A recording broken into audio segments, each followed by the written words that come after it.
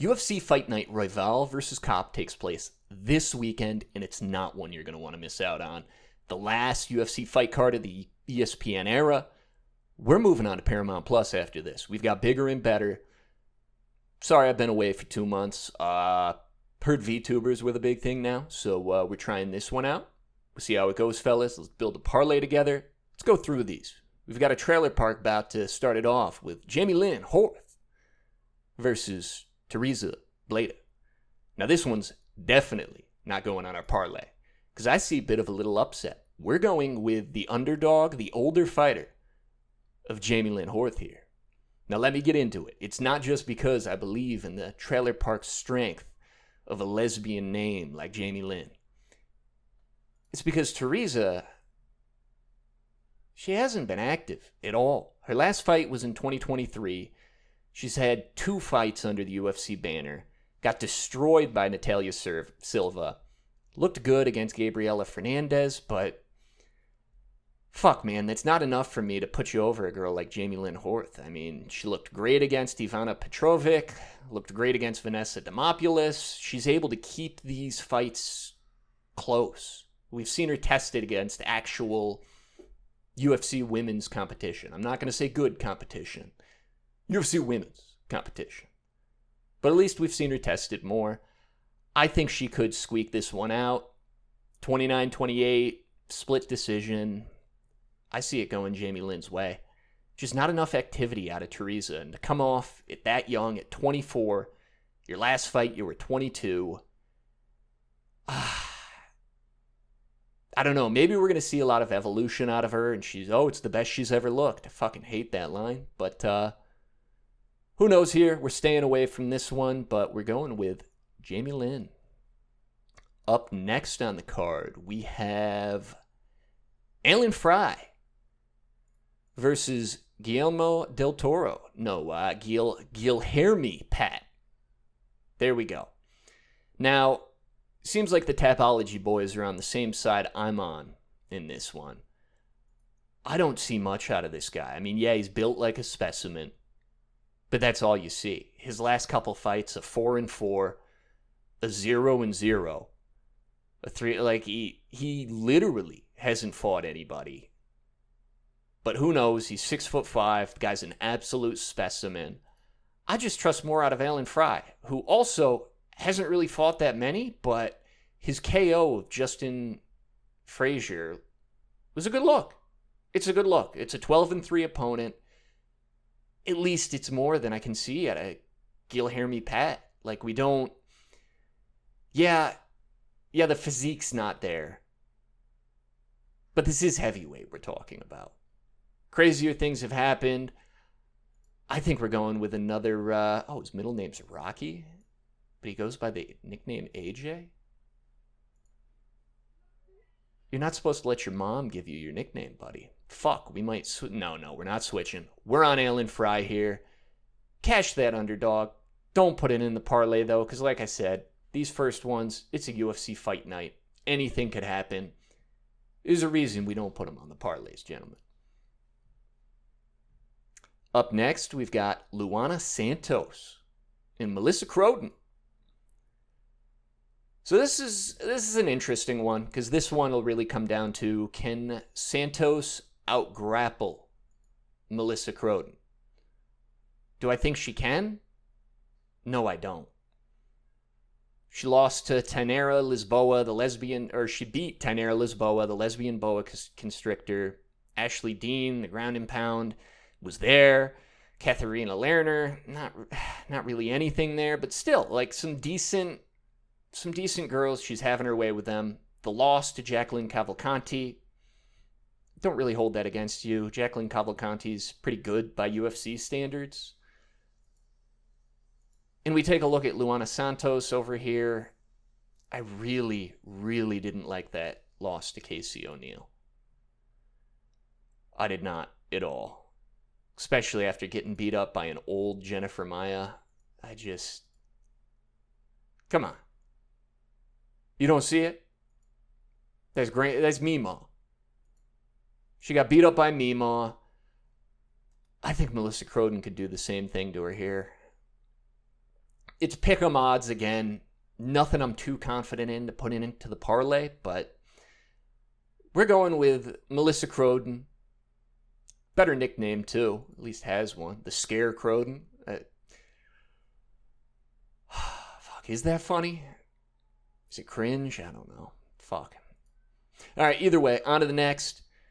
Sean Giraffe versus Stephen Asplunge.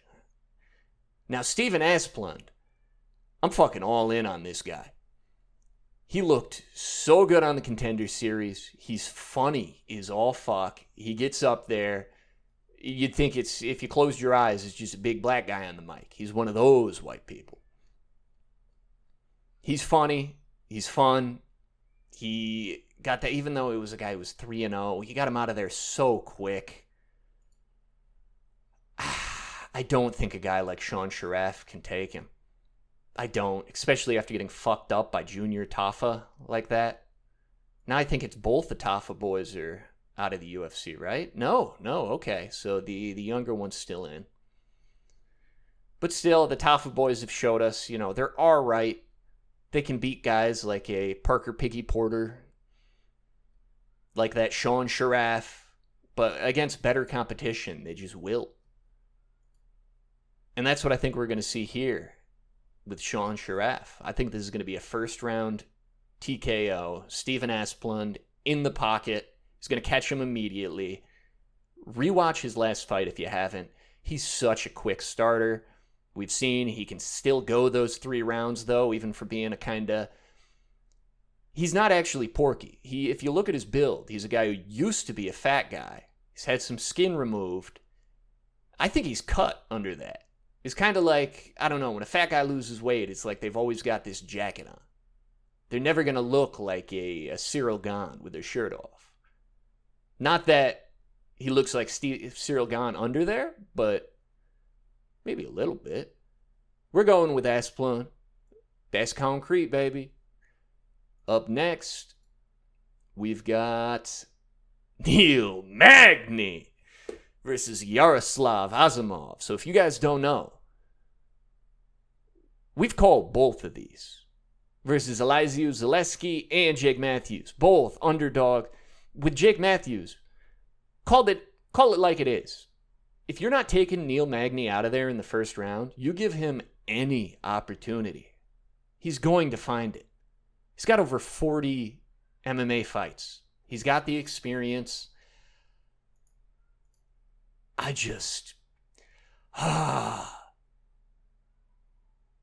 think Yaroslav's too good for him. I think he's too good. To be able to get past the likes of the grappling of Logan Storley, I think at that point you've shown you're better than that Neil Magny. You're not a Jake Matthews. You're not going to get caught in something crazy and, it's the 3rd round, I'm gassed, I've never been here. Yaroslav has. He's been a Bellator champion. And a dominant Bellator champion with wins over Diego Lima, Ed Ruth, and Logan Storley twice, which is even crazier. After that first one was a little controversial. But either way, we're going with Yaroslav here. I don't think... And I called the last 2 Neil Magny. I'm a big Neil Magny guy. Not that you could tell. I don't see it here. I'm sorry, Neil. We're all in on Yaroslav. Up next on the card, we've got Joanderson Brito versus Isaac Thompson. Now, yeah, he might kind of look like a... Why does he kind of look like Stephen Thompson? Fuck, maybe I'm just face blind. No, he's out of Australia. He's coming into this. I'm pretty sure he's out of the same. Is he Team Alpha? He is. He's Team Alpha Male. God, I think this is the guy that Quinlan Selkilde has been hyping up. He's been looking pretty decent recently. Split to Akbar John Islamoboev. It's like a name I'd come up with if I was trying to make fun of an Islam guy. That's funny. Fuck, I don't think you beat a guy like Brito. That's such a bad look for him too. Your first fight in the UFC, and it's against a guy like Joanderson Brito. I think this is going to look like the where is it? I think it's going to look like the JSP fight. I think we're going to see almost a repeat of the Jonathan Pierce fight. Brito's a dog. He's going to get out there in Isaac Thompson's face. Brito's not going to let it get to a close split decision. I mean, losses like this split to this Shaheen Santana. What is that? In his last 4 fights, 2 of them have gone to split decision. He's not going to let you outpoint him. Brito's not going to let you outpoint him like that. He's only ever lost in all of his fights by decision 3 times. The split against William Gomez, fuck, dude. All right, I'm refuting my own points here. But William Gomez has looked really good. Damn. I hope I don't eat these words, because I want to hype up these Australia guys. They've been looking amazing. Quinlan Selkilde, all of the Garthan edits have gone hard. Fuck yeah, we're going with Brito on this one. Again, can't go in the parlay. I'm pretty confident on Joanderson Brito taking this one home, but can always hope for Isaac Thompson. I don't like to make these fights that don't really mean anything and really put my heart into a pick, because then I can't root for Isaac Thompson as much. It makes me biased if it goes to a split. So we'll see. We'll leave it up in the air. Got to remember, Brito's only 30. He's still looking incredible, looking like one of the best in the world every time he goes out there. We've got Joanderson Brito, and I think it's going to be a second-round TKO. I think it's just going to be too much too soon for Isaac Thompson. Next up, we've got Amanda Lemos versus Jillian the Savage Robertson. Fuck, we've got Jillian by sub. We do here. We look at Lemos' record. I mean, Jandiroba's one of the best out there when it comes to jiu-jitsu, but that sub looked like it came so easy. And in Mackenzie Dern's fight, you might say, oh, well, Dern didn't sub her. Well, it didn't even look like Dern was going for it. The standing arm triangle against Jessica Andrade, that one was such a bad look, because it came so easily. She just got outmanned in there. Man versus man, she got outmanned. Jillian Robertson is insane with the submissions. She's going to throw them up from every position. I think we could see another submission loss by Amanda Lemos here, because what? Yeah, almost half of her losses are subs. I could see it happening. We're going with Jillian Robertson here, and fuck. What do we say? I think the first round is probably going to be Lemos on the feet. Jillian likes to take some damage and end up going into the second round with these girls, and that's where she ends up catching them. Lemos is really going to put that mustard on in the first, and in the second, we're going to see Jillian Robertson come out there. I think it's going to be an armbar. I think we're going to see an armbar submission by Jillian Robertson. Maybe Lemos even goes for the takedown, feeling confident on the feet. Rocks her, goes for it. She ends up getting locked up. Jillian ends up on top after a scramble. If it goes to the ground in any capacity, I think Jillian's going to find that sub on someone we've seen submitted easily, like Amanda Lemos. So we've got Jillian Robertson there.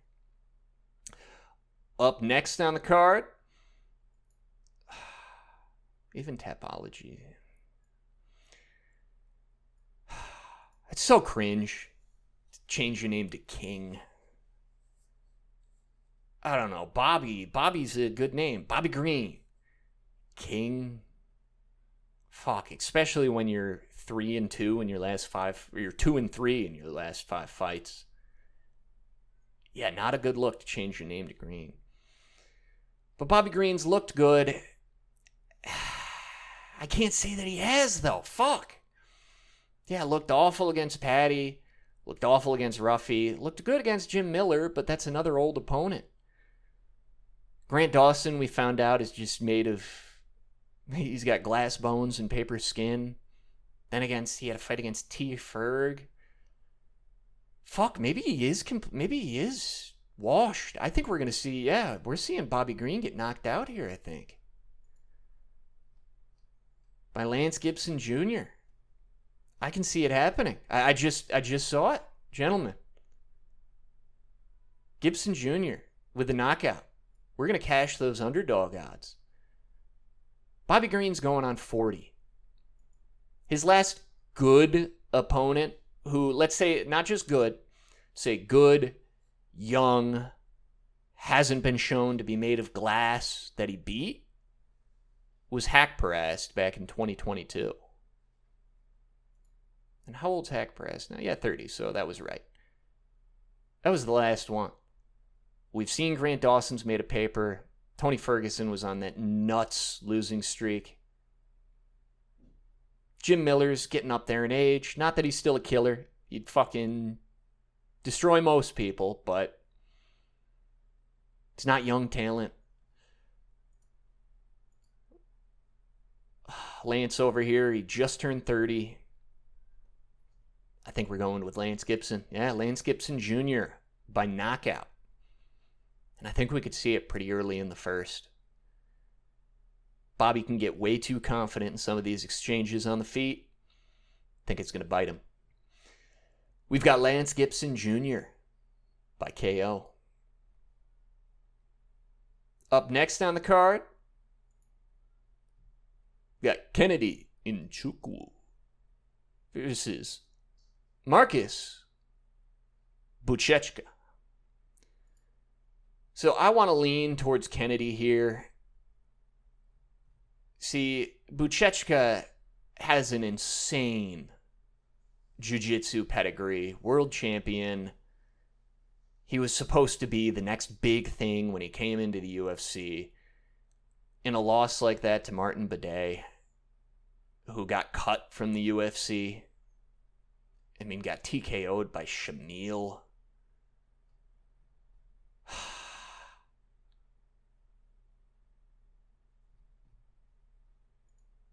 Yeah, I don't see it.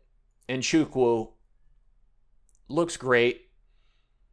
Maybe it's people counting that loss to Walter Walker, but Walter Walker is the heel collector. Can't count that against him. When he's supposed to beat guys, he does. Going in there and doing what he did to Chris Barnett was mean. It was awesome. Against Lucas Brzeski, it was mean. It was awesome. Beating guys like Ian Kutalaba, Carl Robertson. That one was awesome. Yeah, I lost to Jacoby. I don't take too bad because Jacoby's stand-up game is sick. OSP, whenever OSP decides to fight, he can go in there and squeak one out. That one upset me a little bit, but yeah, the split with Nikolai Mariano looks great in hindsight. Yeah, I think we're going with Nzechukwu here. If Buchecha can get it to the ground like Walter Walker did, we'd be all in on Buchecha. But I don't see him going out there and doing that. He couldn't do it to Martin Buday. What makes me think you're going to do it to Nzechukwu? I don't know. He doesn't start fast like Walker does. He doesn't have any of those tools that made me pick Walker in his fight against Nzechukwu. This is different. I think we're going with Kennedy Nzechukwu here, and we're putting this one on our parlay.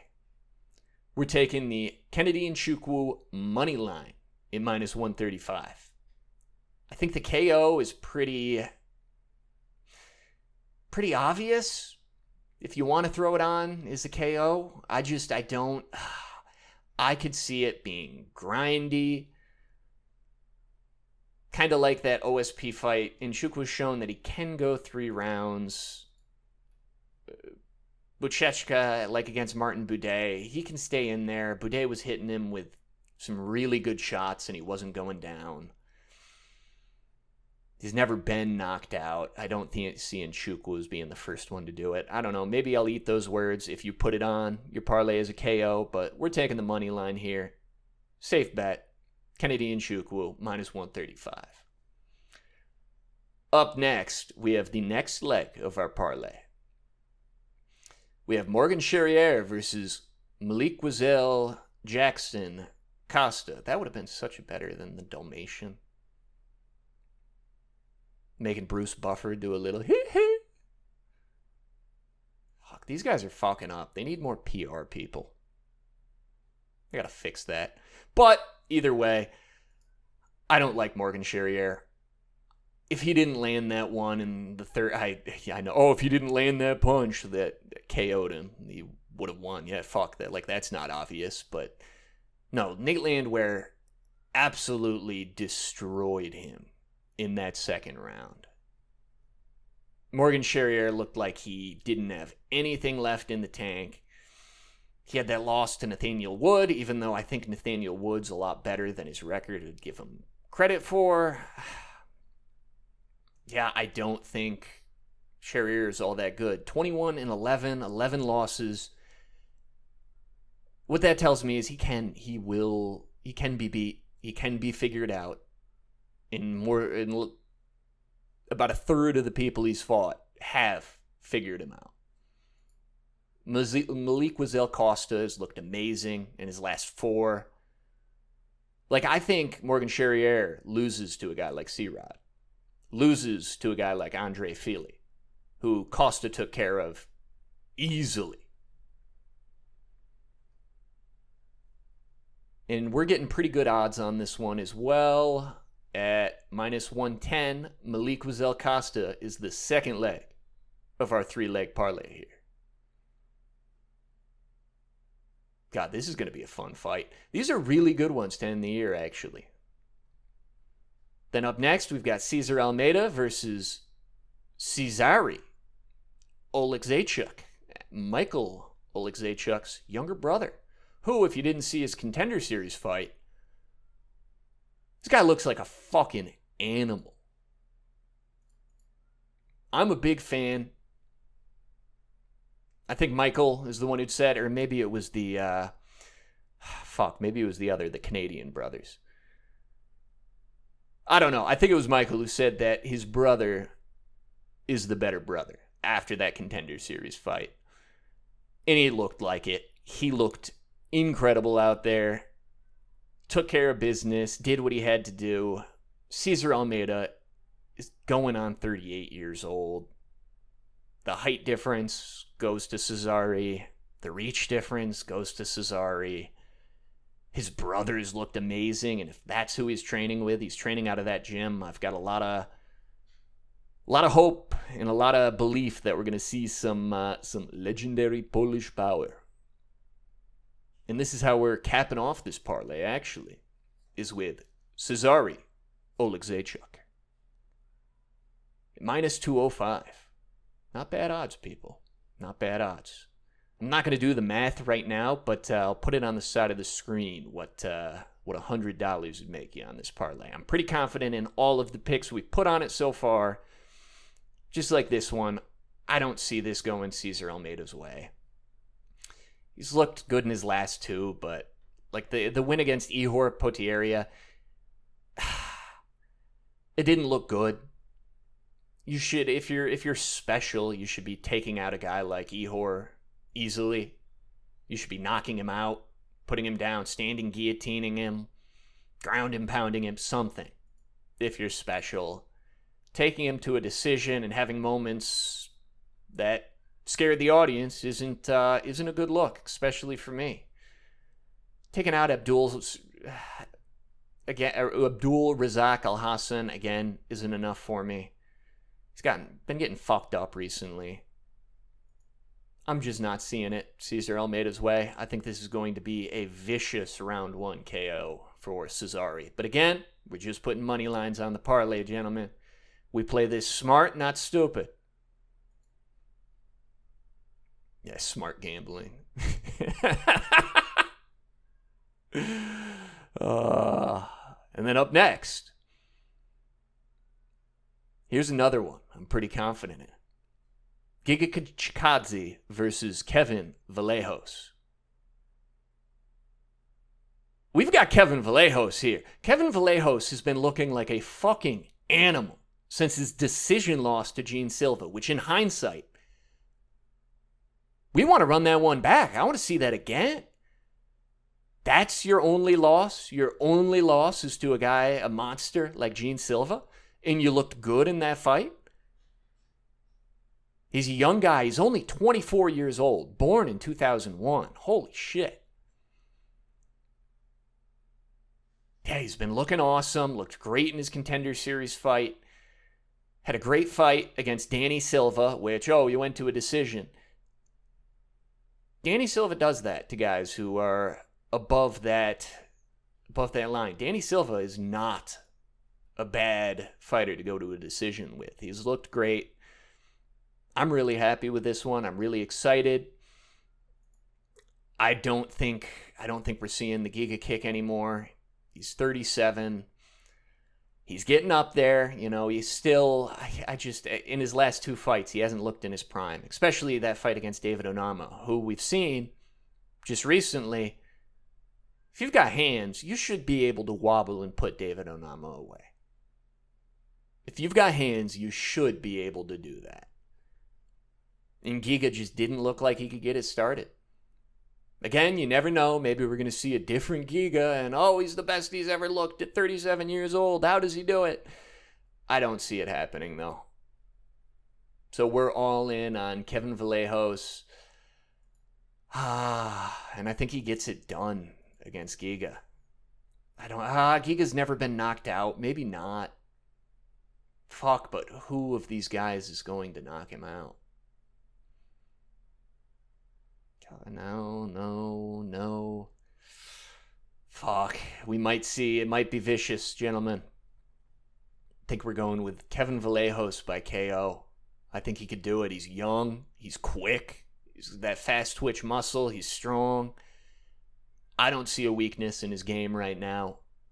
We're all in on Kevin Vallejos by TKO. I think it's, if anything, if Giga is getting KO'd, it's going to be a later third round. He's worn him down.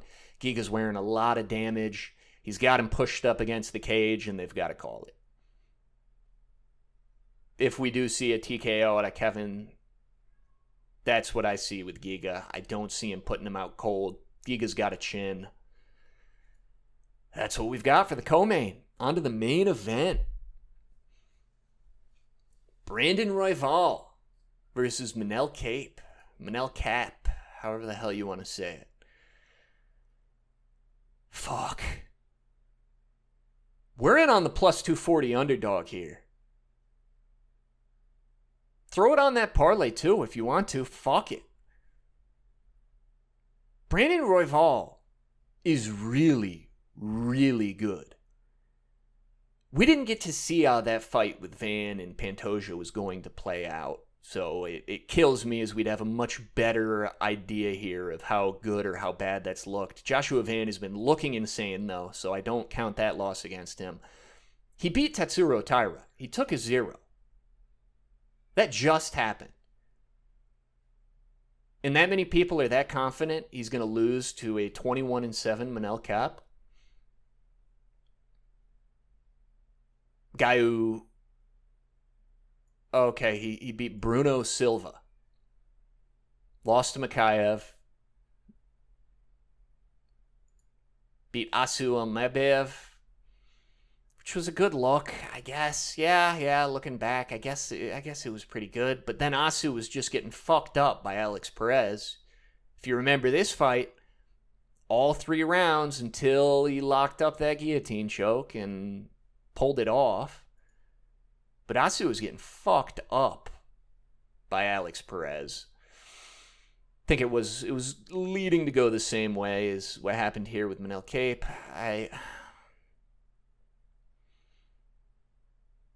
Fuck, guys. Yeah, he's too good. He's too good in the scrambles. And I think that's what he's going to do. He's going to take Manel Kape into that game that he doesn't want to play. On the ground, I think Royval wins in every situation. And again, he's 21-7 in a third of his fights. They've figured out how to beat him. 33% of the time, his opponent figures out how to beat him. You could say the same with Brandon, 33% of the time, but we go to the losses here. Josh Van, Pantoja, Moreno. Okay, so he's lost to the best of the best. What about Manel Kape's last couple? Pantoja, yeah. Makayev, okay, yeah. Matthias Nicolau. Ah, God, I'm not proving my point here at all. Fuck.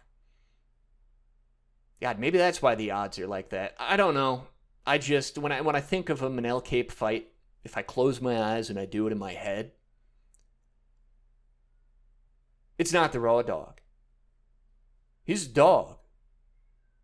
He's not a raw dog. That's reserved for Brandon Royval. And I think Royval is going to take it here. Fuck, I hate that when I start on a train of thought and then I start actually going down it and looking into it and realizing how wrong I am about it. This fight might be more even than I'm making it out to be. The odds are definitely screwed up, though. Minus 300. If anything, it should be pick 'em.